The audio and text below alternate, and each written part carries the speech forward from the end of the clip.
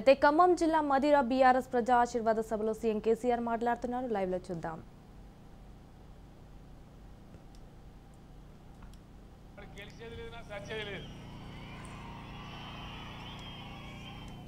Congress party నేను మీకు guarantee చెప్తున్నా, మళ్ళా గదే 20 సీట్లు, 20 లోపే. ఇంకా ఇలా మదిర పర్యటనతోని నేను 70వ నియోజకవర్గానికి వచ్చిన ఇలా నా ఎన్నికల పర్యటనలో భాగంగా. అంటే నిన్నటి వరకు 69 అయ్యి ఇలా 70వ నియోజకవర్గాలు నేను మాట్లాడుతూ ఉన్నా. నేను వెళ్ళాల్సిన ఇంకా 30 మాత్రమే ఉన్నాయి. నేను ఆయనతో 30 పోతే ఇంకా ఊడ్చుకపోతుంది కాంగ్రెస్. నేను ఎట్లా పోతున్నానో అట్లా ఊడ్చుకొని పోతా ఉన్నది. ఏం లేదంతా వాటిదే డంబాచారం, ఏమీ లేదు. మంచిగా బ్రహ్మాండంగా అద్భుతమైన మెజార్టీతో, పాత మెజార్టీ కనుక 2 సీట్లు పెంచుకొని బీఆర్ఎస్ గవర్నమెంటే వస్తూ ఉంది. అందులో మీకు ఏం అనుమానం అవసరం లేదు. మీరు కమల్ రాజును గెలిపించుకుంటే మీకు లాభం జరుగుతుంది, కానీ ఈ బట్టి విక్రమార్కతో వచ్చేది ఏంది, పోయేది ఏంది? వాటిగానే మిమ్మల్ని మాయా మచ్చింద్ర చేసి నాకు ముఖ్యమంత్రి, నేను ముఖ్యమంత్రి ఎక్కడ నాకు అర్థం కాదు. నీకు పార్టీ గెలితేనా? ఎక్కడ ముఖ్యమంత్రి, ఏం కథ? అదంతా అయ్యే పని కాదు. ఈసారి నేను మదిరతో పంచాయతీ పెట్టుకుంటాను నేను మనవి చేస్తా ఉన్నా. ముఖ్యంగా దళిత వర్గం ఒక్క ఓటు కూడా బట్టి విక్రమార్క పడదు నేను చెప్తా ఉన్నా. 50 ఏళ్ళ కాంగ్రెస్లో దళితులను ఓటు బ్యాంకుగా వాడుకున్నారు తప్ప ఒక్క పని చేసిండ్రా? దళిత బంధు లాంటి పథకం తెచ్చిండ్రా? తెస్తారా? వాళ్ళ జీవితంలో వాళ్ళకి ఆలోచన ఉందా? ఇవాళ మళ్ళీ ఇంకా వాళ్ళు చెప్తున్నారు కాంగ్రెస్ గవర్నమెంట్ వస్తే ఇందిరమ్మ రాజ్యం తెస్తాడు. ఇందిరమ్మ రాజ్యం ఇదివరకే అమ్మను చూడు బొమ్మను చూడు అని మస్తుగా గుర్తుకొని ఓట్లు. ఇందిరమ్మ రాజ్యం ఏం జరిగిందండి? ఎవరు బాగుపడ్డారు? ఎవరికి ఏం ఒరిగింది? ఇందిరమ్మ రాజ్యంలో మొత్తం ఎమర్జెన్సీ పెట్టి కొత్త పోయి జైళ్ళలో వారేసింది. దళితులు దళితులుగానే ఉన్నారు, గిరిజనులు గిరిజనులుగానే ఉన్నారు. ఏం అభివృద్ధి లేదు, మన్ను కూడా లేదు. ఈ కరెంట్ రాదు.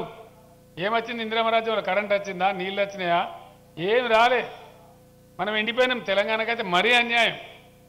ఈ విధంగా ఏదో ఒకటి చెప్పి స్టోరీ చెప్పి మోసం చెప్పి మార్పడ ఏం మార్పు నాకు అర్థం కాదు. మార్పు చేయాలి నిజమైతే మరి బట్టి విక్రమార్కం మార్పు చేయాలి కదా. అగో అంతే కదా. ఇవన్నీ వాటి కథలు చెప్పి సొలు పురాణాలు చెప్పి మిమ్మల్ని ఏమార్చే ప్రయత్నం చేస్తారు. దళిత బంధు ఇక్కడ రాళ్లవానలు పడ్డాయి. నేను బోనకల్ మండలానికి వచ్చిన. బోనకల్లో అరవద్ బాబు కూర్చో. నేను బోనకల్ మండలానికి వచ్చిన. బోనకల్ మండలానికి వస్తే ఆ మక్క చేలు చూడడానికి పోయినాం. వర్షం పడి ఖరాబ్ అయింది. అది కూడా చరిత్రనే.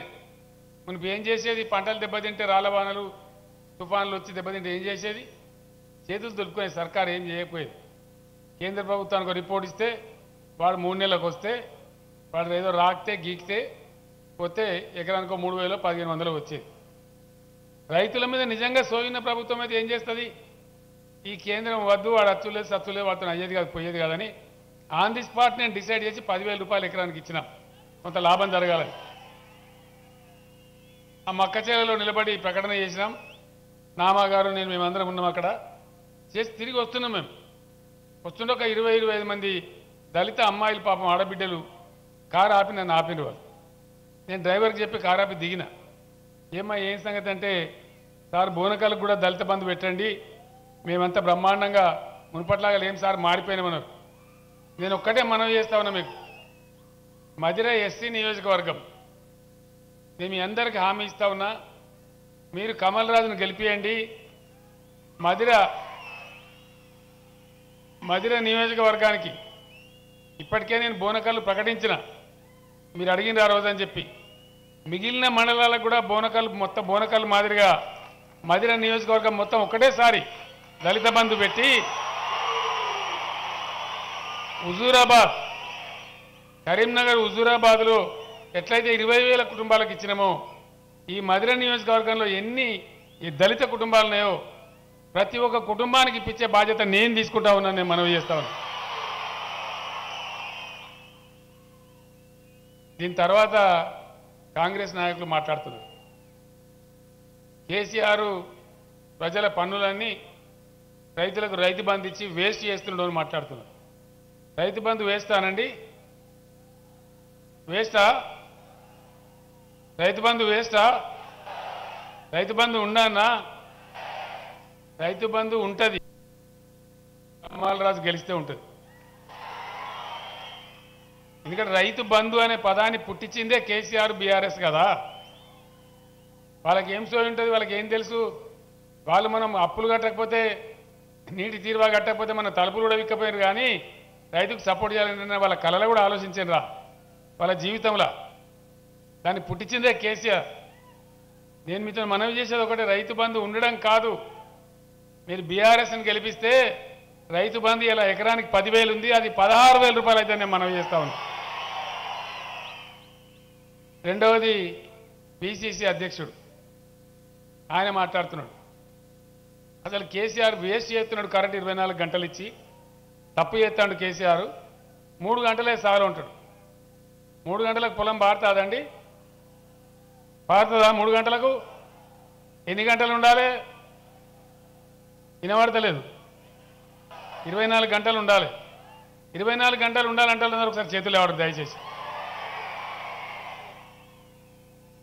24 గంటలు ఉండాలి కదా. ఉంటుంది. కమల్ రాజు గెలిస్తే ఉంటుంది, కాంగ్రెస్ గెలిస్తే కాటా గెలుస్తుంది, అంతే కదా. ఎందుకంటే వాళ్ళు ఓపెన్గా చెప్తున్నారు, 3 గంటలు మేము ఇచ్చేది, 3 గంటలు. కర్ణాటక నుంచి ఒక ఆయన వచ్చిండు, ఆ రాష్ట్ర ఉప ముఖ్యమంత్రి అట. ఆయన నాకు చెప్తున్నాడు, కేసీఆర్ నీకు మా గొప్పతనం తెలుసా, మేము కర్ణాటకలో రైతులకు 5 గంటలు కరెంట్ ఇస్తున్నాం అన్నాడు. నేను సన్నాసి, మాది 24 గంటల రాష్ట్రంలో, నువ్వేం మాట్లాడుతున్నావు? అంతే కదా. ఈ విధంగా ఉంటుంది. వాళ్ళు ఏమంటారు, రేపు మేము చెప్పినామండి 3 గంటలు, అయినా మాకే గుద్దిండ్రు, మళ్ళీ మా బట్టి విక్రమార్కనే గెలిచిండు కాబట్టి 3 గంటలే అంటారు. అప్పుడేం చేయాలా? మళ్ళీ రోడ్ ఎక్కన్నా, ధర్నాలు చేయన్నా, మళ్ళీ సబ్స్టేషన్ల మీద దాడులేనా? అసలు కాంగ్రెస్ రాజ్యంలో మదిరల కరెంట్ ఎట్లుండేనండి? మీకు చిల్లకలిగలు వచ్చేది, చిల్లకలిగలు వస్తే రోజు బ్రేక్ డౌనే. దాన్ని మార్చిచ్చి నేనే ఇవాళ ఖమ్మం నుంచి డైరెక్ట్గా పెట్టించిన. మదిరకు శాశ్వతంగా పీడ పోయింది, అంతే కదా. ఇలా నాణ్యమైన కరెంట్ వస్తూ ఉంది. నన్ను ఎవ్వరు అడగలేదు చిల్లకలు ఖమ్మానికి మార్చమని. నేనే డిపార్ట్మెంట్తో మాట్లాడి ఏ రాష్ట్రంలో ఏ కాన్స్టిట్యున్సీలో ఏ సమస్య ఉందో తెలుసుకొని ఆ సమస్య నివారణ కోసం మేమే చర్య తీసుకున్నాం. ఇవాళ మీరు ఆలోచన చేయాలి. 2 విషయాలు చెప్పి నేను ముగిస్తాను, నాకు చాలా సభలకు పోయేది ఉంది. పార్టీల చరిత్ర, పార్టీల నడవడిక, పార్టీల వైఖరి చూడాలని మీకు చెప్పిన. కాంగ్రెస్ రాజ్యంలో ఇచ్చిన పెన్షన్ ఎంతనండి? 200 ఇచ్చాను. 2014లో మేమందరం పార్టీ నాయకులు కూర్చొని, ఒక 2-3 రిటైర్డ్ ఐఏఎస్ ఆఫీసర్లు పార్టీలో ఉండ్రి, అందరిని కూర్చోబెట్టుకొని మేము మాట్లాడుతూ ఉన్నాం, ఎన్నికల ప్రణాళిక రాస్తా ఉన్నాం. నేను అడిగిన, పెన్షన్లు ఎందుకు ఇస్తారండి అని అడిగినాను. అసలు ఎందుకు ఇవ్వాలి ప్రభుత్వం పెన్షను? దానికి ఏమైనా అర్థం తాత్పర్యం ఉందా, లేకపోతే తమాషాకి ఇస్తామా, చెక్కులు గింతలు పెట్టడానికి ఇస్తామా, దేనికోసం ఇస్తామో అని అడిగినాను. మీ ఉద్దేశం ఏంటి సార్ అన్నారు. నా ఉద్దేశం ఏం లేదు, ఈ 200 అనేది ఎవరి ముక్కులో పెడతావు, దేనికి సరిపోతుంది అది. కారణం ఏంది? అనుకోకుండా సమాజంలో కొందరు విధివంచితులు అవుతారు. ఒక ఆమెకు భర్త చనిపోయి ఉండొచ్చు, ఇంకొక ఆమె భర్త వదిలేసి ఒంటరి మహిళ ఉండొచ్చు, ఇంకొక ఆయన కిడ్నీ బీమార్ వచ్చి ఉండొచ్చు, ఇంకొక ఆయన బోధకాలు ఉండి ఉండొచ్చు, ఇంకొక ఆయన పెద్ద మనిషి అయితే పాపం ఆలన పాలన లేక ఉండవచ్చు. ఇవాళ బాగున్నాం దేవుని దయవల్ల, ఈ రోజుకి భగవంతుని దయ.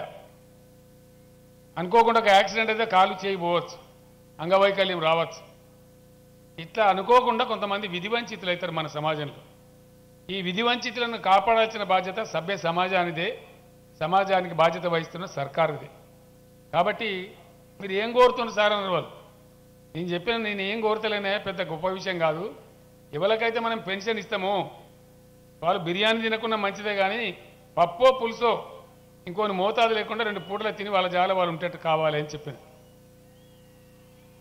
ఆ పండితులు అందరూ లెక్కబెట్టి నాకు చెప్పినారు, పప్పుకి ఎంత, చింతపండుకి ఎంత, బియ్యానికి ఎంత అని లెక్కబెట్టి 600 ఇస్తే చాలు సార్ అన్నారు. నేను అన్నకి ఈ పేదల కన్నా కొసరన్నావా అని చెప్పి 1000 రూపాయలు పెట్టమని చెప్పిన. అందుకే పెన్షన్ 1000 రూపాయలతో ప్రారంభించినాం. సంపద పెంచుకున్నాం, 2,000 రూపాయలు చేసుకున్నాం.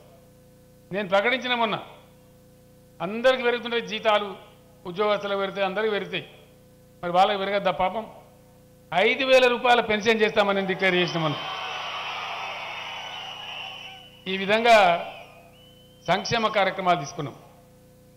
ఎన్నడన్నా కంటి వెలుగు అనే ఒక కార్యక్రమం వస్తుంది, గ్రామాలకు వైద్య బృందాలు వస్తాయి, మొత్తం యావత్ మంది ప్రజల కళ్ళు పరీక్షలు చేస్తారని ఎప్పుడైనా అనుకున్నారా మీరు? ఏ చరిత్రలో నన్ను చూసినరా? కాంగ్రెస్ రాజ్యంలో ఇటువంటి కథలు ఉండేనా? అన్నా నీకు ఎన్ని ఎకరాలున్నది? 7 ఎకరాలున్నది. ఎంత పడుతుంది దళిత బంధు? 70,000 పడుతుంది. నాకు 20 లేకపోతే రాయా అంటాడు. అంతేనా? వైకుంఠపాలి అని ఆట ఉంటుంది కదా, కైలాసం అంటారు, వైకుంఠపాలి అంటారు. కాంగ్రెస్ గెలిస్తే వైకుంఠపాలిలో పెద్దపా మింగినట్టు అవుతుంది. మళ్ళా కిందికి వచ్చేస్తాం, మొదటికి వస్తుంది కథ.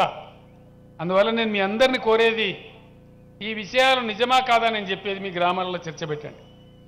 మాకు వట్టిగానే ఓటేమని నేను అడుగుతలేను. ఇవి నిజమా అబద్ధమా ఏది వాస్తవం మీరు గమనిస్తే మీకే అర్థమవుతుంది. కాబట్టి దయచేసి ఇటువంటి ప్రమాదకరమైన మాటలన్నీ చెప్తా ఉన్నారు. సమాజ వ్యతిరేకమైనటువంటి, సామాన్య రైతు వ్యతిరేకమైనటువంటి వాళ్ళు బాజప్తా చెప్తా ఉన్నారు. కాబట్టి జాగ్రత్తగా బీఆర్ఎస్ని గెలిపిస్తే ఈ 10 ఏళ్ల నుంచి కొనసాగుతున్నటువంటి అభివృద్ధి బ్రహ్మాండంగా ముందుకు పోతుంది, అద్భుతాలు జరుగుతాయి. మళ్ళీ కాంగ్రెస్ గెలిస్తే మళ్ళీ మొదలుకు వస్తుంది కథ. వాళ్ళకి అసలు రాష్ట్రం గురించి అవగాహన లేదు. మదిర ఆయకట్టు కృష్ణ నీళ్ళు తక్కువ పడుతూ ఉంటాయి. చాలా పెద్ద పెద్ద నాయకులు ఉన్నారు. ఒక్కడన్నా ఆలోచించినాడండి? ఖమ్మం జిల్లాను గోదావరి ఒరుసుకొని పారుతుంటుంది, లక్షల క్యూసెక్ల నీళ్ళు ప్రతిరోజు పోతూ ఉంటాయి దుమ్ముగూడెం దగ్గర. తాను ఎత్తుకోవాలి, ఖమ్మం పోసుకోవాలని వాడిని ఆలోచన చేసిండా? సీతారామ ప్రాజెక్టు అయిపోతూ ఉంది, దగ్గరకు వచ్చింది, 7 మాసాలలో కంప్లీట్ అవుతుంది. ఒకసారి సీతారామ ప్రాజెక్ట్ కంప్లీట్ అయితే అది పాలేరు రిజర్వాయర్కి లింక్ అవుతూ ఉంది. శాశ్వత 37 టీఎంసీల నీళ్ళ సీతమ్మ సాగర్ వస్తూ ఉంది అక్కడ. ఒకసారి సీతమ్మ సాగర్ అయిపోతే మధిర నియోజకవర్గం వైపు కరువు అనేది తిరిగి కూడా చూడదు, మనకి మళ్ళీ కూడా చూడదు. 365 రోజులు నిండా నీళ్ళే ఉంటాయి, అద్భుతాలు జరుగుతాయి. కాబట్టి దయచేసి ఇంత మంచి ప్రణాళికలతో ముందుకోయే బీఆర్ఎస్ను ఓడగొట్టుకుంటే ఈ పట్టిలేని బట్టి విక్రమార్కను గెలిపిస్తే వచ్చేదేమి లేదు. మీరు ఈసారి మాత్రం మధిర వాళ్ళతో నేను పంచాయతీ పెట్టుకుంటా. మాకు 2 సార్లు ఓడగొట్టినా మేము అలగలే మీ మీద, మేము మంచి గౌరవంగానే పోతున్నాం. మీరు దయచేసి ఎట్లా బీఆర్ఎస్ గవర్నమెంట్ వస్తుంది కాబట్టి బీఆర్ఎస్ అభ్యర్థి గెలిస్తేనే మీకు లాభం. నా ఈ మాటలు గౌరవించి మీరు కమల్ రాజు గారిని గెలిపియండి. ఆయన సౌమ్యుడు, విద్యాధికుడు, మీ మధ్యనే ఉంటాడు, మీకు అందరికి తెలిసిన వ్యక్తి. ఆ అబ్బాయిని గెలిపిస్తే మధిరను అన్ని రకాలుగా బాగు చేసే బాధ్యత నాది అని చెప్పి నేను మీకు హామీ ఇస్తూ